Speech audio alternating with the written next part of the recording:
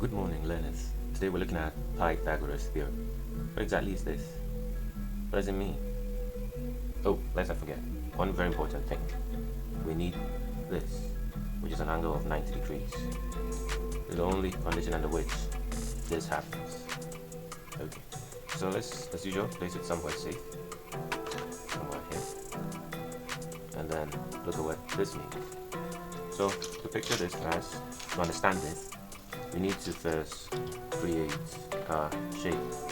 5 of these, if we have 4 and 3. How did this come about? So let's remember from the beginning that we have an angle, internal angle of 90 degrees here. So this here is a 90 degree angle, 1 quadrant, or 1 quadrant. So we have this here being a right angle triangle, being the internal shape created. So to build further, let's discover how this happens. Okay? So let's represent these alphabets by the sides. Let's represent this A, B, C. All we need to do is count the number of sides to know what figure it is. So this is a side of 4, this is a side of 3, and this is a side of 5. This is called a Pythagoras triple. This Pythagoras triple is 3, 4, 5. We can change it and see what kind of triple we get. So if we change this, we can create, want to make it a straight line. This is within eye weight here, so hopefully it will be good enough. The measurements will be okay enough. Okay, so it looks like we might need another one just to add up to the chain. Oh, nice. So we get another Pythagoras triple. So we just have to count to figure out how many were needed to create this triple. So let's do a count. 1, 2, 3, 4, 5, 6, 7, 8, 9, 10, 11, 12, 13, 14, 15. So what does this tell us? This tells us that in this Pythagoras triple piece, when you have, so this here is a system of triples. So notice that we have our 90 degree here too, 90 degree, and the triples for the bigger triangle, that's 9, 12. When the vertical side is 9, the horizontal side is 12, the longer side will be 15. This is the triple. And when the vertical side is 4, horizontal side is 3, this side will always be 5. This is how the Pythagoras theorem works. Yes. So now let's discover how this formula happens. How does it answer the question? So, for us to discover this formula, that it really works, we have to pay attention to the squares here. And a square is what we're going to create, the shape of a square. We're going to create the shape of a square around A, a square around B, and a square around C to discover these features. So let's go straight away. So in creating a square, to make it a nice clean shape. Yes. Yeah. Good. So this here is a rough sketch of a square with my eye arrangement. I'm using my eye to line them up, but at least it's a decent square. So what we're going to do is we're going to figure out how many small pieces of cubes can enter here. We're going to do what is called quadration. So let's quadrate. So we would have a fair, normally we had our first figure 2. By the way, let's keep this here. Let's remember this is the C side, and each length is 5. So let's say little cubes here. And how many will I need for this side? For this side, how many do you think we'll need? So now how many do you think we'll need here? How many of these will we need here? 4 quadrates. 1, 2, 3, 4. Yeah. So obviously we have 16 in this square. You have 9 in this square, and we have 5 sets of 5 in this square. 4 sets of 4, 3 sets of 3. So now 3 sets of 3 is 3 squared. In other words, this is 3 to the power 2. This is 3 to the power 2.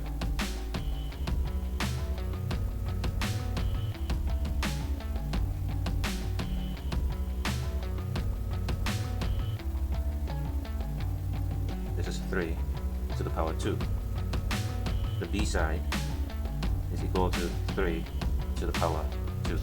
Let's leave some space here and put this here. Yeah, so the B side is equal to 3 to the power 2 number of squares. And 3 to the power 2 number of squares is 9. 3 to the power 2 means 3 sets of 3. And what about this side? The side with the alphabet 5. Same thing, you have 5 sets of 5. So 5 sets of 5 is 5 to the power 2.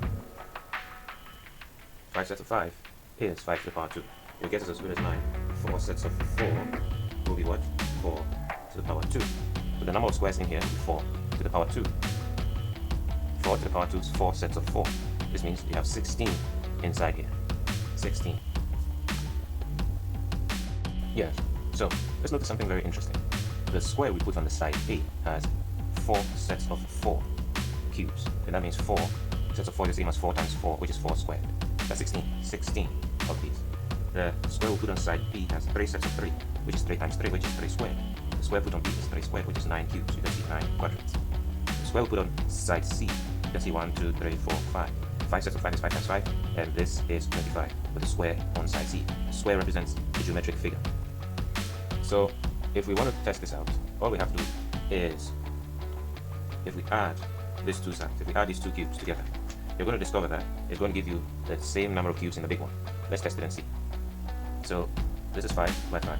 So let's just add these. Let's just remove these. So we have, arranging them in sets of 4. 1, 2, 3, 4, 5, 6.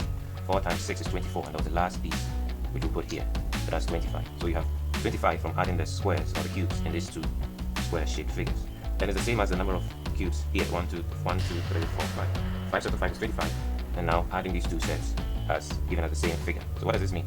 Well, this means that when we pick the square on A,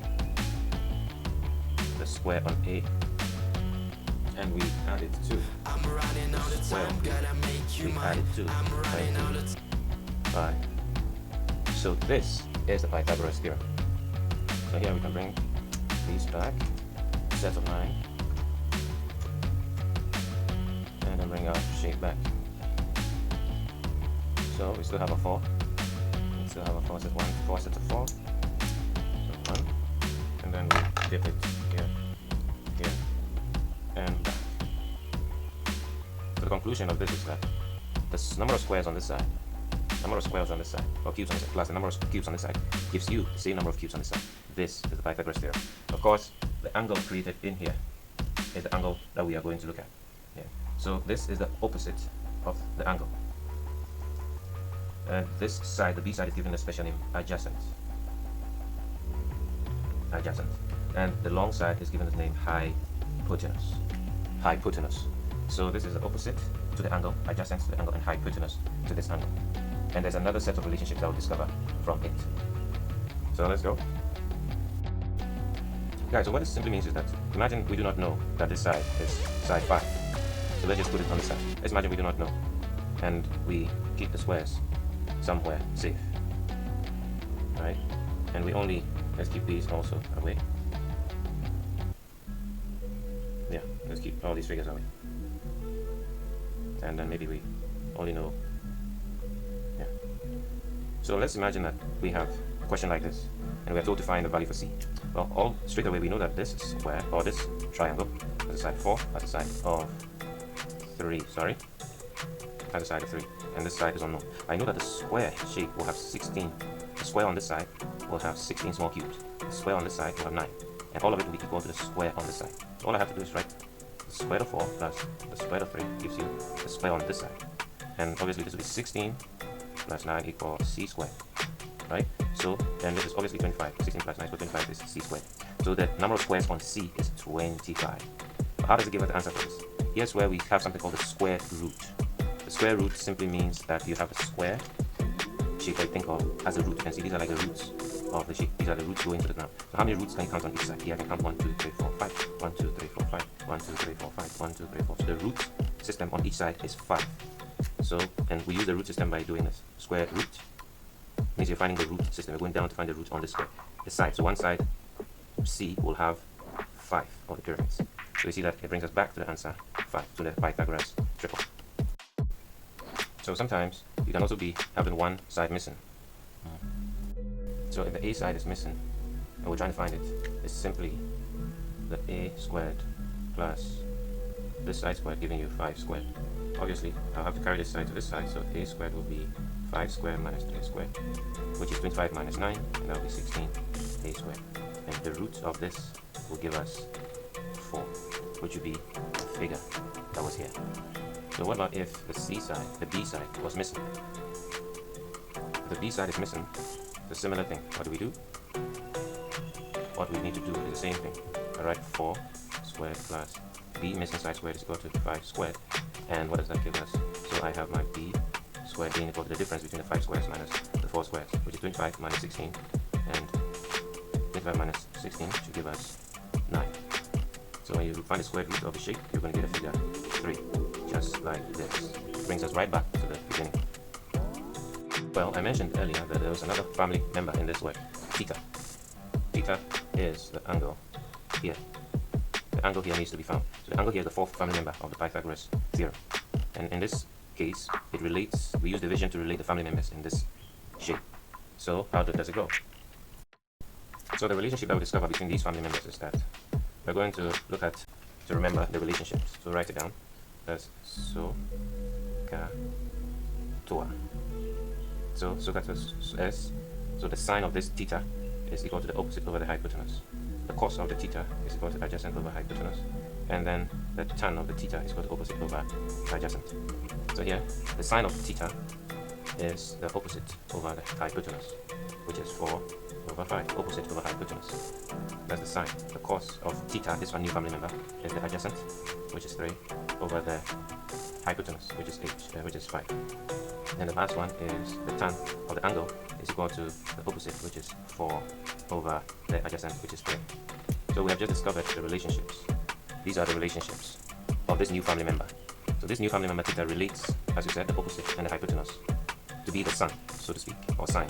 Then it relates the adjacent to the hypotenuse to be the cos, according to the cousins. And the tan of this new family member would relate the opposite and the adjacent. These are teammates. I call them the teammates. And I call it the sun. These are the sons. Opposite over hypotenuse, I call it the sons. And the cousins adjacent over the hypotenuse, I call it the cousins. The sons here, the cousins here, and the teammates.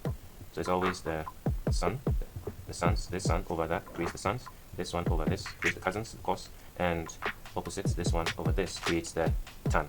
Let's remember that, of this new family member. So theta relates these two, picks 2 of these members and relates them to form a relationship. And that is the new family member added to the Pythagoras theorem.